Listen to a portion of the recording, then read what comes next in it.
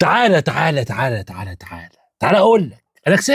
انا كسبت اول 3 نقط من ال6 ماتشات، باقي لي 5 ماتشات.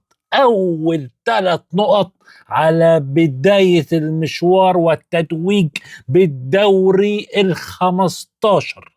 بجد النهارده احنا عملنا ماتش محترم قوي. ما يهمنيش الاداء النهارده كان كويس، في بعض الاوقات ما كانش عاجبني، بس المهم النهارده ان احنا كنا عايزين نكسب. الروح من اول دقيقه لاخر دقيقه، حتى لما دخل فيه الجون واتقطفت من اول 10 دقايق برضو انت فضلت مركز، لان كل دماغك انت عايز تفوز بكل هدوء بكل اريحيه.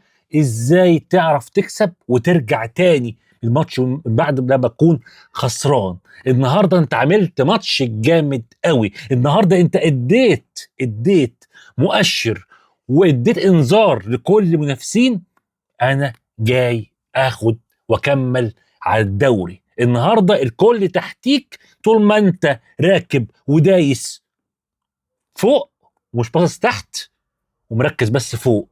الكل تحت هيخاف ويقع، وهيقعوا في ال6 ماتشات ان شاء الله باذن الرحمن.